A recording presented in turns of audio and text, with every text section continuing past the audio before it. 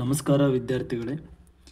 ಇಲ್ಲಿ ಬಹು ಮುಖ್ಯವಾಗಿರ್ತಕ್ಕಂಥ ಪ್ರಶ್ನೆ ಯಾವುದಪ್ಪ ಅಂದರೆ, ಇಲ್ಲಿ ಸಂಗಮ ದೂರ ಪ್ಲಸ್ 0.5 ಮೀಟರ್ ಇರುವ ಸಂಗಮ ದೂರ ಪ್ಲಸ್ 0.5 ಮೀಟರ್ ಇರುವ ಒಂದು ಪೀನ ಮೊಸರದ ಸಾಮರ್ಥ್ಯವನ್ನು ಕಂಡುಹಿಡಿಯಿರಿ ಅಂತೇಳಿ ಐತಿ.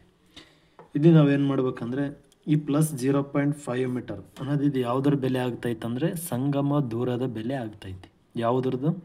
ಪೀನ ಮೊಸರದ ಸಂಗಮ ದೂರ ಎಷ್ಟು ಕೊಟ್ಟರೆ ಇಲ್ಲಿ ಅಂದರೆ, ಸಂಗಮ ದೂರನ ನಾವು ಎಫ್ನಿಂದ ಸೂಚಿಸ್ತೀವಿ.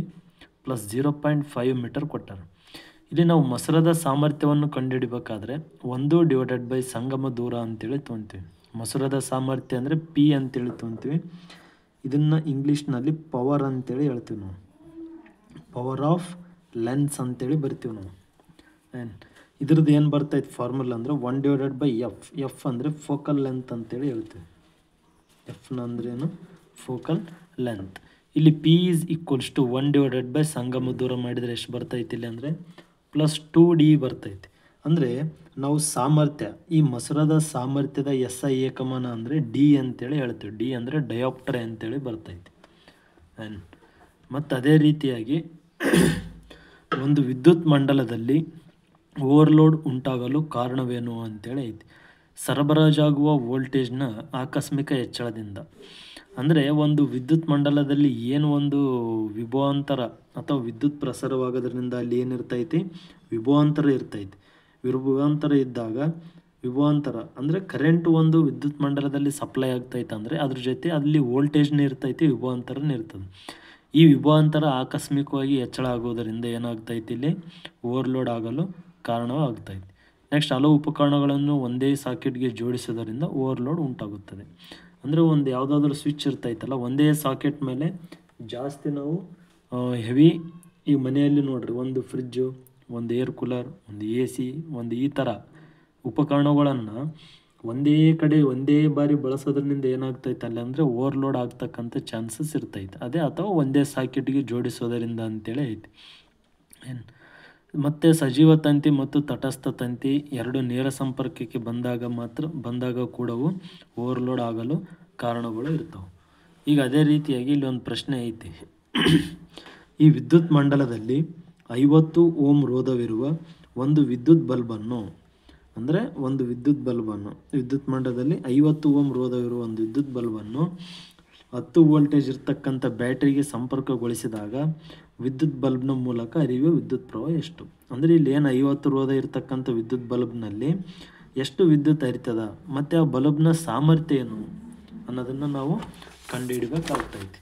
ಅದಕ್ಕೆ ನೋಡ್ರಿ, ಇಲ್ಲಿ ರೋಧ ಅಂದರೆ ಎಷ್ಟು ಕೊಟ್ಟಾರೆ ಇಲ್ಲಿ ಅಂದರೆ 50 ಓಮ್ ಅಂತೇಳಿ ಕೊಟ್ಟಾರೆ ಪ್ರಶ್ನೆಯಲ್ಲಿ. ಮತ್ತು ಅದೇ ರೀತಿಯಾಗಿ ವೋಲ್ಟೇಜ್ ಎಷ್ಟು ಇರ್ತೈತೆ ಅಂದರೆ 10 ವೋಲ್ಟೇಜ್ ಇರ್ತೈತಿ. ನೀನು ಏನು ಕಂಡುಹಿಡಬೇಕು? ವಿದ್ಯುತ್ ಬಲ್ಬ್ನಲ್ಲಿ ಹರಿತಕ್ಕಂಥ ವಿದ್ಯುತ್ ಕಂಡುಹಿಡಬೇಕು ಮತ್ತು ವಿದ್ಯುತ್ ಬಲ್ಬ್ನ ಸಾಮರ್ಥ್ಯವನ್ನು ಕಂಡುಹಿಡಬೇಕು. ನಾವು ಅದಕ್ಕೆ ಏನಂತೇಳಿ ಬಳಸ್ತೀವಿ ಫಾರ್ಮುಲಾ ಅಂದರೆ V = IR ಅಂತಕ್ಕಂಥ ಒಂದು ಫಾರ್ಮುಲಾನ ಬಳಸ್ತೀವಿ ಅಥವಾ ಸಮೀಕರಣ. ಇದನ್ನು ಏನಂತೇಳಿ ಬರ್ಕೊತೀವಿ ಅಂದರೆ I = VR ಅಂತೇಳಿ ಬರ್ತೀವಿ. ನೆಕ್ಸ್ಟ್, ಇದು ಯಾವುದ್ರದ್ದು ರಿಲೇಟೆಡ್ ಆಗ್ತದೆ ಅಂದರೆ ಇದು ಓಮ್ಸ್ ಲಾ ರಿಲೇಟೆಡ್ ಫಾರ್ಮುಲಾ ಆಗ್ತೈತಿ. ನೆಕ್ಸ್ಟ್, V ಅಂದರೆ ವಿಭವಾಂತರ 10 ವೋಲ್ಟೇಜ್ ಕೊಟ್ಟರೆ, R ಅಂದರೆ ರೋಧ 50 ಕೊಟ್ಟರೆ, 10/50 ಅಂದರೆ ಎಷ್ಟಾಗ್ತದೆ? 0.2 ಆಂಪಿಯರ್ ಆಗ್ತೈತಿ ವಿದ್ಯುತ್. ಅಂದರೆ ಆ ಒಂದು 50 ರೋಧವನ್ನು ಹೊಂದಿರತಕ್ಕಂಥ ವಿದ್ಯುತ್ ಬಲ್ಬ್ನಲ್ಲಿ ಹರಿತಕ್ಕಂಥ ವಿದ್ಯುತ್ ಎಷ್ಟಾಗಿರ್ತದೆ ಅಂದರೆ 0.2 ಆಂಪಿಯರ್ ಆಗಿರ್ತೈತಿ. ಅಂದರೆ ಇಷ್ಟು ಕರೆಂಟ್ ಬಳಸ್ಕೊಳಕತ್ತದಲ್ಲ ಅದು ಬಲ್ಬು, ಅದರಲ್ಲಿ ಅದರದ್ದು ಸಾಮರ್ಥ್ಯ ಏನಿರ್ತದೆ ಅಂತೇಳಿ ಕಂಡುಹಿಡ್ಬೇಕು ನಾವು. ಅಂದರೆ ವಿದ್ಯುತ್ ಬಲ್ಬ್ನ ಮೂಲಕ ಹರಿಯುವ ವಿದ್ಯುತ್ ಪ್ರವಾಹವು 0.2 ಆಂಪಿಯರ್ ಆದಾಗ ಅದಕ್ಕೆ ಇಲ್ಲಿ power of the bulb is equals to V × I, ಅಂದರೆ ಪೊಟೆನ್ಷಿಯಲ್ ಡಿಫ್ರೆನ್ಸ್ ಇಂಟು ಕರೆಂಟ್, ವಿಭವಾಂತರ ಇಂಟು ವಿದ್ಯುತ್ ಪ್ರವಾಹ ಅಂತೇಳಿ ಹೇಳ್ತೀವಿ. ವಿನ ಬೆಲೆ ಏನೈತಿ? ಇಲ್ಲಿ 10 ಐತಿ. ಐನ ಬೆಲೆ ಏನೈತಪ್ಪ ಅಂದರೆ 0.2 ಆಂಪಿಯರ್ ಐತಿ. ಅಂದರೆ P = 2 ವ್ಯಾಟ್. ಅಂದರೆ ಆ ವಿದ್ಯುತ್ ಬಲ್ಬ್ನ ಸಾಮರ್ಥ್ಯ ಎಷ್ಟೈತಿ ಇಲ್ಲಿ ಅಂದರೆ 2 ವ್ಯಾಟ್ ಇರ್ತೈತಿ.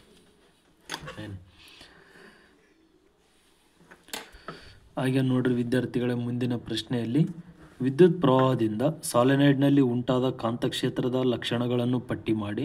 ಸಾಲಿನಾಯ್ಡ್ನಲ್ಲಿ ಕಾಂತಕ್ಷೇತ್ರವನ್ನು ಹೆಚ್ಚು ಮಾಡುವ 2 ವಿಧಾನಗಳು ಯಾವುವು ಅಂತೇಳಿ ಹೇಳ್ಯಾರ. ಇಲ್ಲಿ ನೀವು ಫಸ್ಟು ಸಾಲಿನಾಯ್ಡ್ ಬಗ್ಗೆ ಓದಿರ್ತೀರಿ ನೀವು, ಹೌದಾ? ಈ ಸಾಲಿನಾಯ್ಡ್ ಅನ್ನೋದು ಯಾವ ಥರ ಇರ್ತೈತಿ? ಈ ಥರ ಇರ್ತೈತಿ ಸಾಲಿನಾಯ್ಡ್.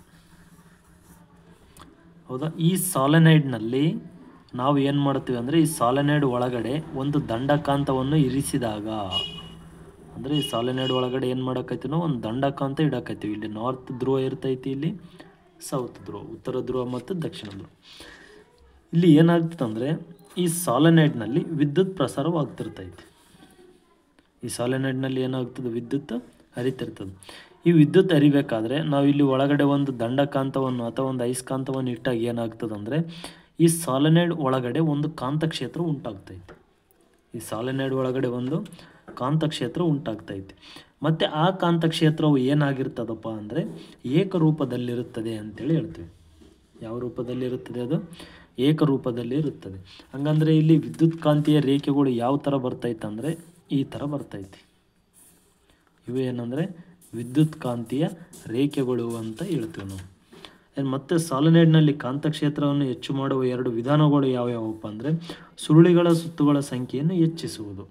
ಅಂದರೆ ಇಲ್ಲಿ ಕಾಂತಕ್ಷೇತ್ರ ಹೆಂಗೆ ಉಂಟಾಗ್ತೈತಪ್ಪ ಅಂದರೆ ಇಲ್ಲಿ ಕಾಂತಕ್ಷೇತ್ರ ಎಷ್ಟು ಪ್ರಮಾಣದಲ್ಲಿ ಉಂಟಾಗ್ತದೆ ಅಂದರೆ ಏನು ಜಾಸ್ತಿ ಉಂಟಾಗ್ತದೋ ಕಡಿಮೆ ಉಂಟಾಗ್ತದೆ ಅನ್ನೋದನ್ನು ನಾವು ಕಂಡುಹಿಡಿಬೇಕಂದ್ರೆ ಇಲ್ಲಿ ಏನಾಗಿರ್ಬೇಕು, ಸಾಲೆನೈಡ್ನಲ್ಲಿ ಸುರುಳಿಗಳ ಸುತ್ತುಗಳ ಸಂಖ್ಯೆ ಏನಾಗಿರಬೇಕು, ಜಾಸ್ತಿ ಇರಬೇಕು. ಇದನ್ನು ಏನಂತ ಹೇಳ್ತೀವಿ ಇಂಗ್ಲೀಷ್ನಲ್ಲಿ ಅಂದರೆ number of turns in solenoid must be more ಅಂತೇಳಿ ಹೇಳ್ತೀವಿ.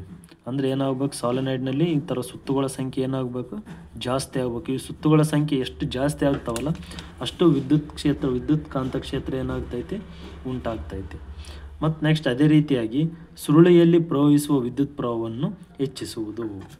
ಮತ್ತು ಏನು ಮಾಡಬೇಕು, ಸುರುಳಿಗಳ ಸಂಖ್ಯೆ ಹೆಚ್ಚಿಸೋದ್ರ ಜೊತೆಗೆ ಇದರೊಳಗಡೆ ವಿದ್ಯುತ್ ಕೂಡ ಏನು ಮಾಡಬೇಕು, ನಾವು ಹೆಚ್ಚಾಗಿ ಪ್ರಸಾರವಾಗುವಂತೆ ಮಾಡಬೇಕು. ಈ ಥರ ಮಾಡೋದ್ರಿಂದ